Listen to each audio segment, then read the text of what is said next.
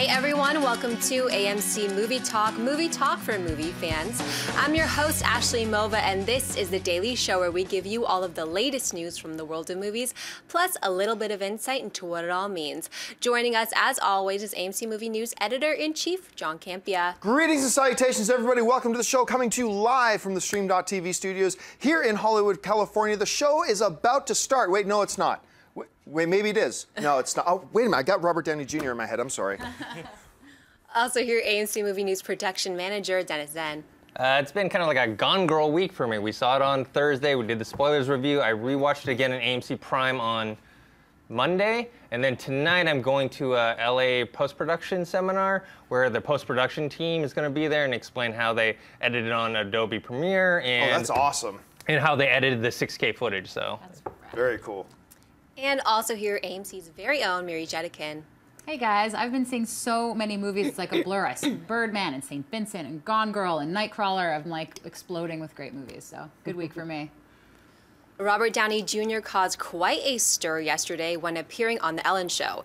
Ellen asked the Iron Man actor if there would be another Iron Man film, and Downey said there are negotiations going on. When Ellen pressed and said, "So yes," RDJ said, "Okay, yes." However, last night while appearing on the David Letterman show, Downey seemed to backtrack by saying there are no plans for Iron Man 4 and that there is no script. He later said there is no Iron Man 4, but that he will still be involved with other things they have planned. John, what do you make of all this? Man, yesterday, the tweeter exploded. There was tweeters everywhere. Like when I got, because it was just after I got home from the studio, that Robert Downey Jr. just confirmed he's doing Iron Man 4. And at first I thought, okay, moviepilot.com is saying something. But no, he was actually on Ellen's show. So I got home and I put on the clip as fast as I could. And first of all, before he even said yes to the Iron Man 4 thing, it got really interesting. Because he did say, look, Marvel's continuing and there are negotiations. And that's consistent with what we heard him say, remember earlier this week or late last week, when he said, look, we're talking, I'm going to ride this thing into shore when the wave comes in, you know, all that kind of stuff that made it seem like, hey, there may be more Iron Man in his future. But even I thought, in the interview with Ellen, he said, you know, negotiations are going on, and then she kind of made a joke by going, so yes. And then he goes, yes. And everybody kind of ran with that, but I remember watching that and thinking, what? That kind of felt more to me like he was just playing along with what she said. It didn't feel like he was actually saying, I am confirming Iron Man 4, but he didn't correct himself either. So I went along with it. I thought, okay, Iron Man 4 is coming. Well, fast forward a few hours. Robert Downey Jr., you know, checked into hospital somewhere, and Robert Downey Jr. B went to do David Letterman, and Letterman asked him directly, let's talk about this Iron Man 4. And what he said was completely different. He said, well, let's say there is no Iron Man 4. There is no script. I have not said I'm doing Iron Man. And then he went on to kind of expand on that by saying, there is more stuff going on in Marvel. I'm going to be a part of that. So whether that means he's going to sign on for, you know, the often speculated Civil War movie, or whether that means he's signing on for Avengers 4, 5, and 6 without an Iron Man 4, or whether that means there really is going to be an Iron Man 4. Who knows what was real and what wasn't real out of what he said. But this is consistent with the fact that he has been cracking open that door recently to saying, I'm willing to talk more about it, because it seems like he's more humble about it now than he was before. He seems to acknowledge now that Iron Man made me as much as I made Iron Man. And I think maybe he's realizing that the judge is not tracking as well as maybe he had hoped initially, and it's not going to be a $100 million movie opening weekend, and maybe all that's made him come to realize, you know what, I'm good for Iron Man, and Iron Man's good for me, and we should just go with this. I don't know, Dennis, you saw everything RDJ was talking about. What did you take away from it? I think he's playing games with Marvel, and he's playing games with the fans. When I initially saw that, I checked out the Ellen clip, and the first thing I thought was, well, he didn't really confirm that he himself was going to play Iron Man 4, or Iron Man in Iron Man 4. He just said, oh, there's going to be Iron Man 4. Well, we all know there's going to be eventually an Iron Man 4. Sure. Whether he's in it or not, that's the question at hand. And then on David Letterman, he talked about the whole, you know, kind of backtracking. There's no script. I think he's, you know, playing games with Marvel because they're probably still in negotiations, and he wants like all the fans to be like, oh my God, he has to be in it. And so I think secretly there really is nothing to report, and he just wants to drum up that attention, especially because he's got a new movie coming out. Well, Mary, what are the chances here, though, that sometime, because there were a number of hours, that sometime in between the taping of Ellen and between the taping of David Letterman, he got a phone call from Kevin Feige saying, "Shut the hell up." Like, is that a part of this? I think the chances are very likely that he got a phone call from his publicist or from somebody who said, "You need to correct that," because obviously people are waiting with bated breath on any news they get about Marvel in general, specifically when it relates to Iron Man and Tony Stark and Robert Downey Jr. Like you said, we've been talking about on the show, he keeps dropping these little nuggets in the press. I definitely think there's going to be an Iron Man 4, but I don't think it's going to be till like later phase 2, if not phase 3. And I think that they might actually reboot it and do somebody young. I'm thinking because he's getting older, and I can't really see him being Tony Stark in 10 years from now. I mean, maybe, but I don't know. I think that he's definitely going to be Iron Man again. I just don't know how much. And you know, there's that old saying in Hollywood, and it's not a movie till the catering trucks arrive. So I feel like maybe, you know, nothing is confirmed. We have to just kind of wait and see. It's fun to speculate, though. Yeah. Well, I think what is very cool, though, is that, like we said, we've seen now numerous times him confirming that there are talks going on. Yeah. He is interested in returning as Iron Man. I would love it. Obviously interested in having him back, but Marvel wants him at their price, and maybe he's more open to that now. And look, I've always said, I don't think we're going to see Robert Downey Jr. as Iron Man after Avengers 3, Yeah. but all other things being equal, it's what I'd love to see. Yeah, it would be and awesome. The one nice thing about his age here, and we've mentioned this before, is that you can't have Morgan Freeman playing Black Panther.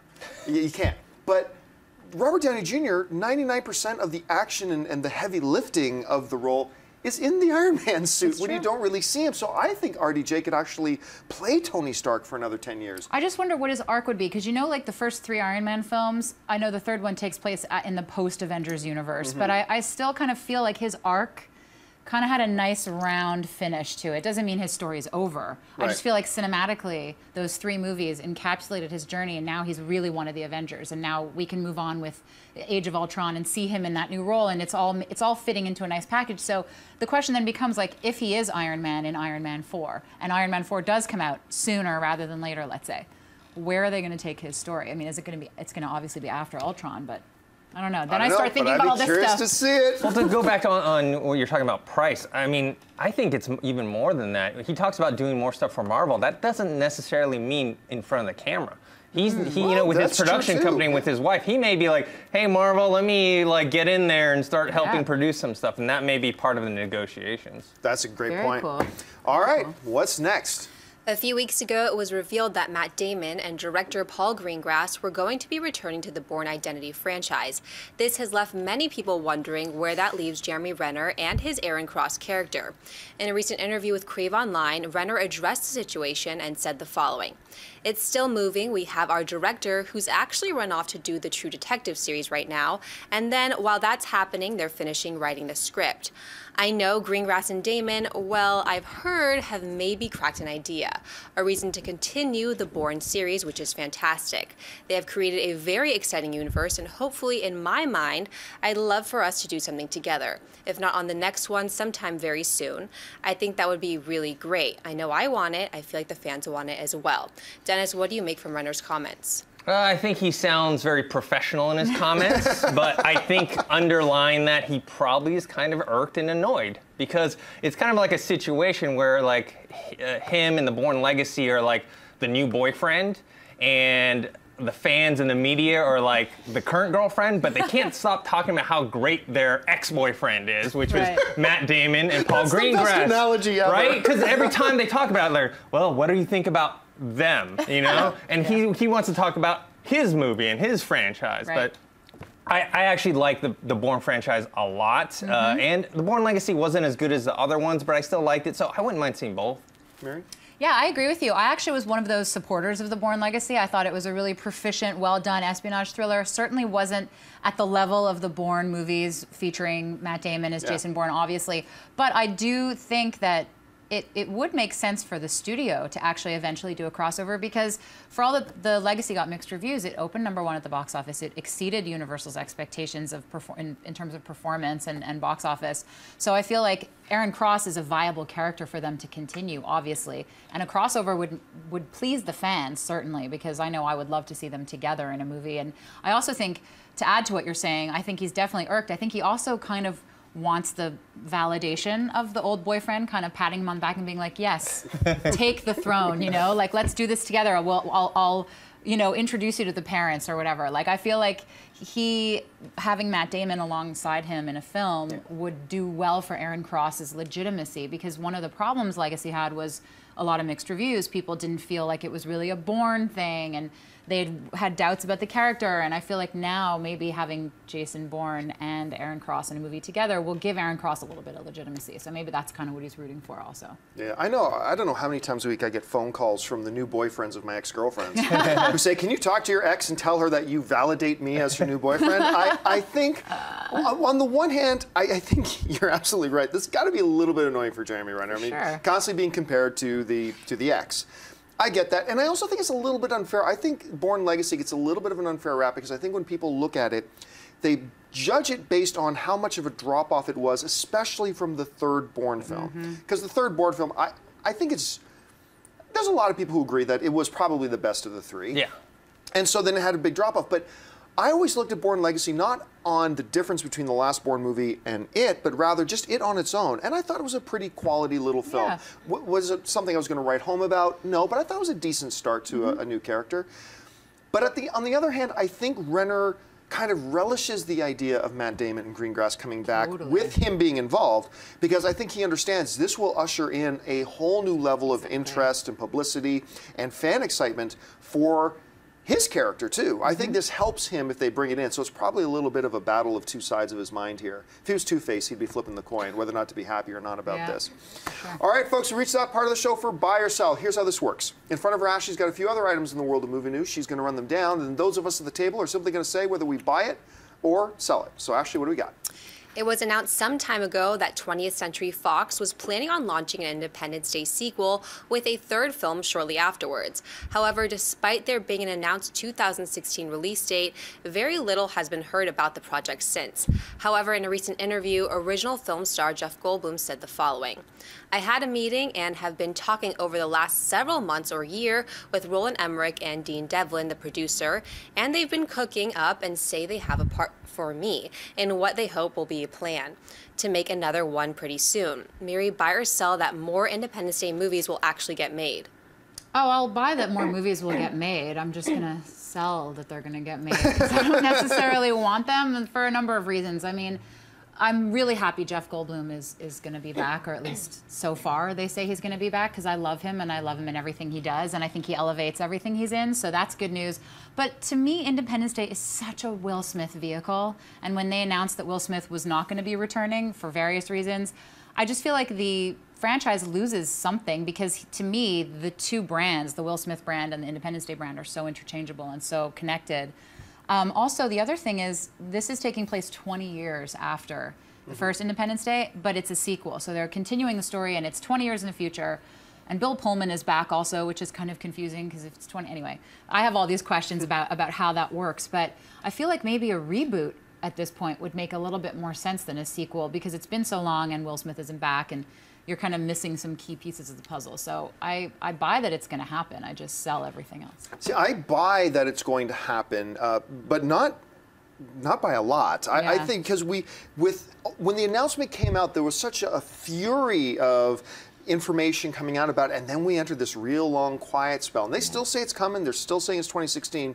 So by very narrow margin, I'm going to buy that's happening. But I am enthusiastically buying the concept of it. To me, Jeff Goldblum was the personality of that movie. Yeah, I saw it. I thought Will Smith was very entertaining in the film. And certainly he was the lead, but I actually thought Jeff Goldblum brought the heart and the personality to the film. I'm really excited that Dave Pullman's coming back, although to me he's always going to be Lone Star. Yes. So I'm really excited to see these guys coming back. And all other things being equal, I would prefer to see Will Smith come back. Obviously, all other things being equal, but not if, as the rumors go, if it's at the expense of, you know, well, that's... Fox having to acquiesce to everything he's asking for. So there's that too. But what really intrigues me about this film is that they're saying that, okay, now it's 20 years later, and the human race has taken all that alien wreckage and developed over the last 20 years a whole new slew of technology and defenses for the inevitable return of the aliens. To me, that sets up a whole new really cool sci-fi dynamic for this, where you have an actually prepared Earth that can fight against these aliens that are coming, I think that opens up some really cool possibilities. So my fingers are crossed. I'm hoping it's going to happen, Dennis. I buy that they're going to make it. I mean, Independence Day ID4 was a guilty pleasure of mine. I enjoyed it for how silly it was. I just don't know. I'm skeptical about how it's going to do at the box office.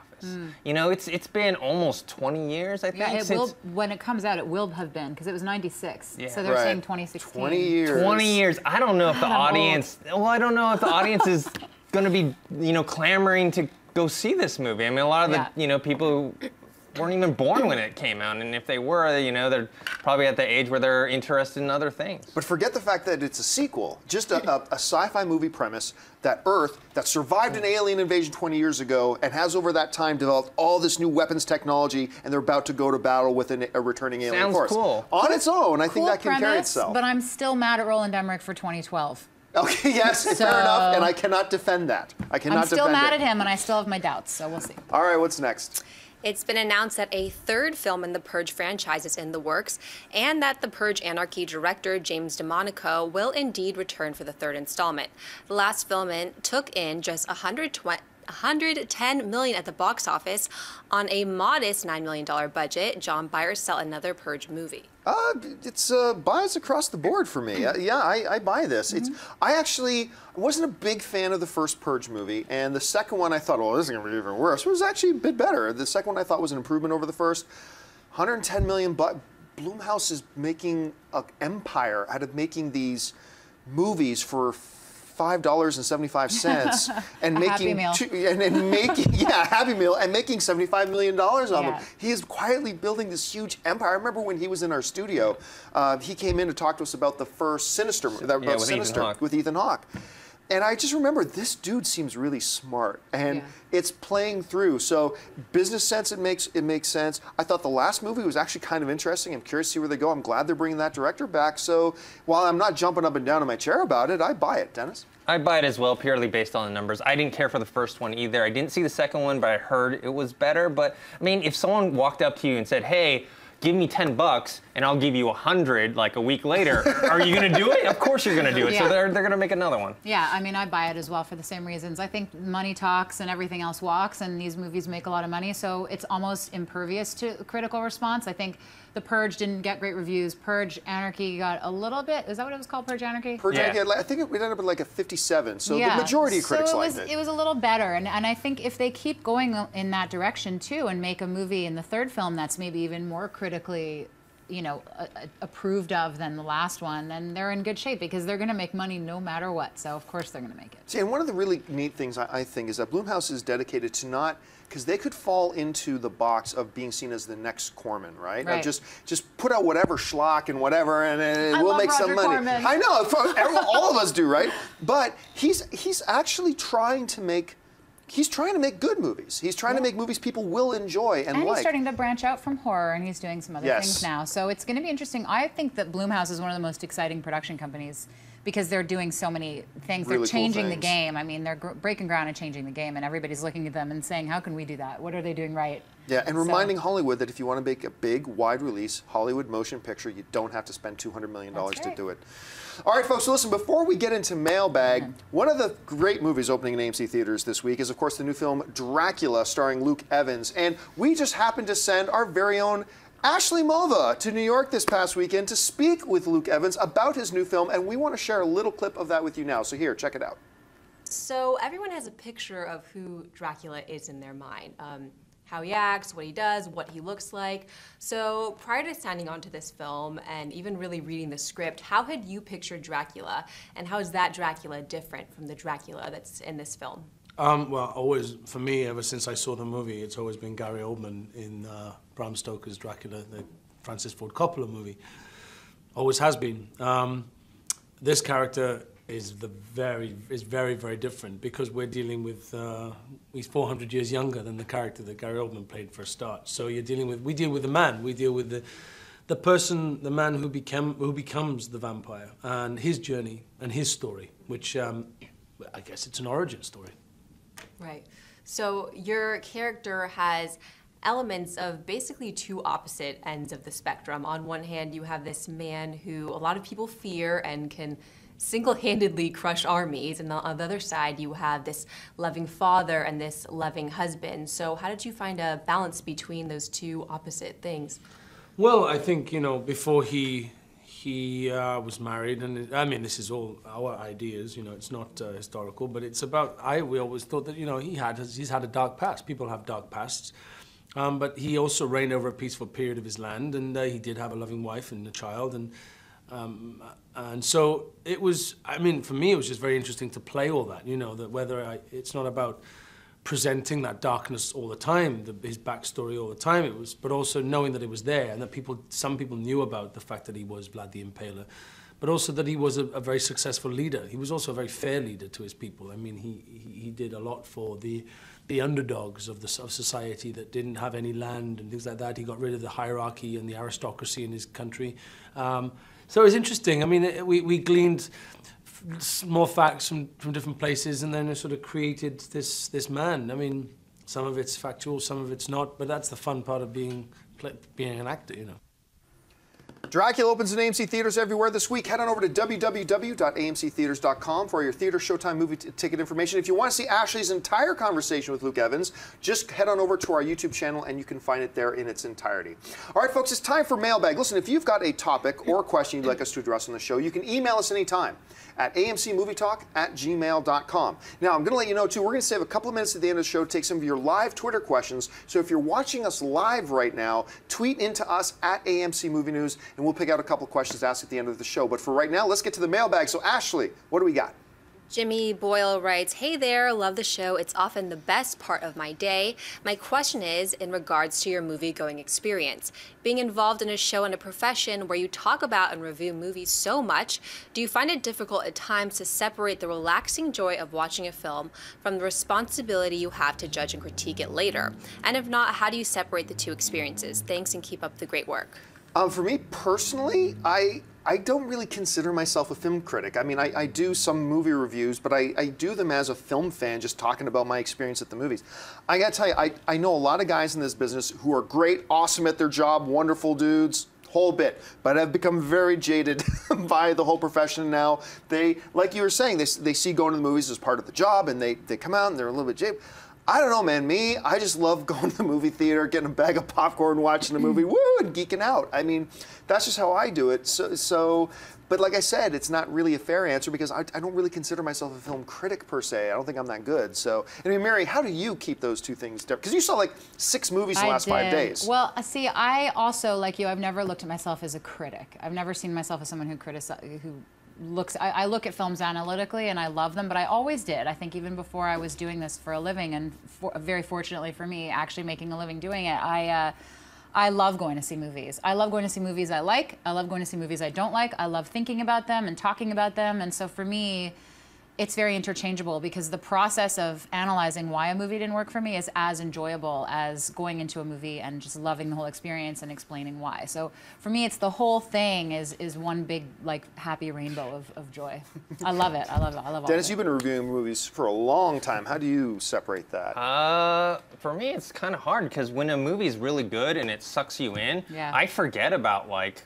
But I got to review this later. Exactly, I forget about these things. So when it sucks me in, and even like maybe even some minor flaws with it, I kind of gloss over it because I'm so into the movie. The problem is when a movie sucks and it's terrible, that's all you got is you're sitting there like, well, I'm not into it. Yeah. And every little thing that comes out, you're like, oh, that's bad. You know what I mean? So that's kind of when you're not sucked into the movie. That's when the kind of the critical part comes out. But when the movie's great, you know, you kind of almost forget that you're supposed to be talking about it later. When we saw Gone Girl, I was sucked in. I was like, Yeah, oh yeah, we have to talk about this later. But you know, the thing about a movie that you don't like or a movie that's bad, where I find the positivity there or the joy is, I've never liked to be a person that just says, I hated it, it's bad. I like to understand why. I like to look at what are the things about this film that didn't work. Even if it's everything across the board, I like to understand why. What was it about the performances that fell short? What was it about the production design that took me out of the moment? Or stuff like that. Like I feel like that is part of why I love what I do, and I don't really separate myself from, like, I don't compartmentalize my movie-going experience because I was doing that anyway before I was even looking at movies and reviewing them, talking about them. I would always go in and be like, oh, I didn't like that. Why did that not sit right with me? And I would think about it after and write about it and talk about it. So If you go to a lot, and we all go to a lot of press screenings now, you can always tell who are the real pros, because they're the one. There are still a lot of guys. I'm telling you, they sit down and they'll.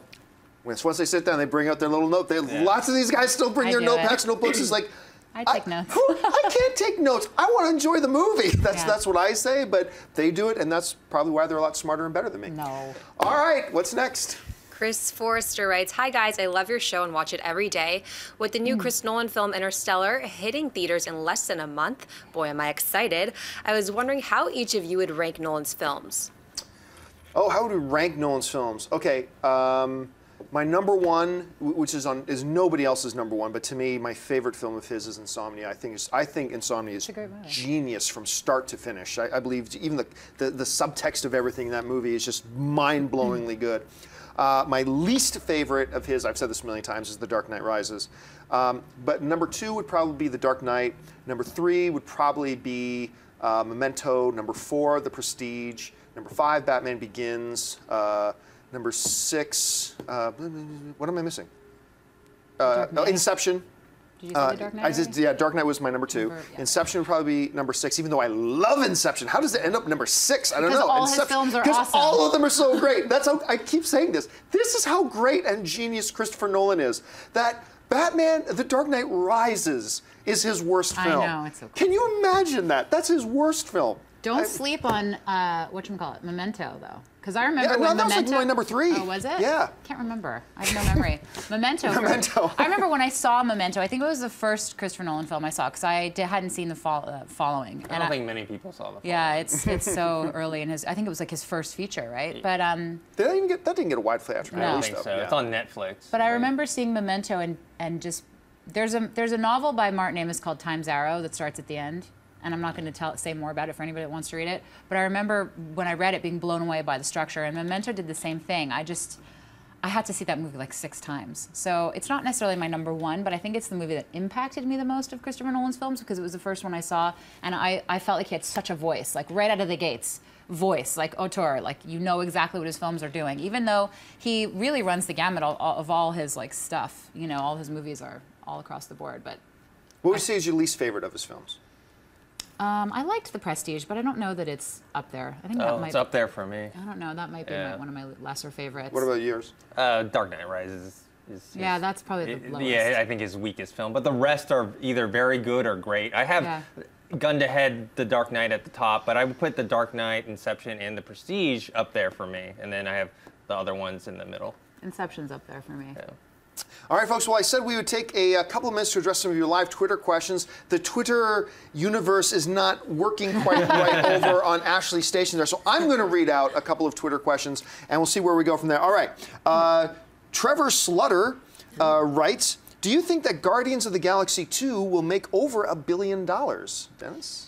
What's it at right now? Does anyone? 670? Oh yeah. 670? Yeah. No, I don't think it's going to make over $1 billion, but it doesn't have to. It's already far exceeded. No, Guardians of the Galaxy 2. Oh, 2. Yes. The second one. Do you think Guardians of the Galaxy 2 can cross $1 billion? Yeah, I think so. I think so because people love this one so much, and it's always like it's why remember the Sam Raimi Spider-Man trilogy? Mm-hmm. Why is Spider-Man 3 the one that made the most money? Well, not because it's the best one, because we all know it's not. It's because Spider-Man 2 is the best one. Yep. So momentum. It's always coming off of the one before, and so everyone loved Guardians of the Galaxy 1. So even if 2, let's say it's only mediocre, it's still going to make way more money. I think it's going to cross it. Does it have a release date yet? No. I think a lot of it also rides on what's coming out around it, but I do think that it could cross $1 billion, even if it's just by a hair, because, I mean, everybody I know and their mother has gone to see it based on word of mouth. So, like you said, when you have that momentum building for the next one. Yeah, I think in its sleep, Guardians of the Galaxy 2 crosses the $1 billion mark. Nobody had ever heard of Guardians of the Galaxy. It is the most obscure, not just pre-existing knowledge, but just at the concept itself. It's a weird concept and blah, blah. It had a big opening weekend, sure, but not mega blockbuster opening weekend. I think the next one, building on the momentum of the first, everybody loves this film now. I think they're going to go crazy for it. Speaking of the name, did you hear what the Chinese translation was for the title? It was Interstellar Unusual Attacking Team. There you go. That's so great. If I they want can that call the t-shirt. next Guardians of the Galaxy, Interstellar, Unusual attacking team. I mean, that's I'm what in. they are, Yeah. right? All right, I'm going to try to get 2 more in here really quick. J4K3 Bahal444 writes, is there anything new, and is there any new information on the Warcraft film? I haven't read anything recently. Dennis, you heard anything? No, but it's done. Yeah, I mean, think they're finished post now, right? Yeah. Or they're almost Well, yeah, finished? I think they're I still think they're working. in post. Yeah. They Yeah. finished shooting. They're definitely in post-production. I at think this it's point. just going to come out. They changed the release date a little while ago. Yeah, it's in and 2016 now, right? Yeah, I think so. in The March. beginning of 2016. 2016. Yeah. And I think, and also with post, especially with visual effects, you can always throw more and more money at it if you want. Yeah. You know, so it's If never you have like, it. It's never like done. You know, if you just want to improve. When the catering trucks show Yeah, up. but we're it's in done. that phase now where there is no new news to come out. The film is done. They've shot it. It's I whatever. can't wait to So see there's a nothing new to come trailer. out. When is Oh, the yeah. trailer going to come out? I'm a big Probably fan of summer. Duncan Jones, so I'm really excited. Yeah. for I'm it. guessing summer. All right, last question of the day, and this one comes from Weisel, who writes, how can Jurassic World be made to feel fresh after 3 Jurassic Park installments and Jackson's King Kong?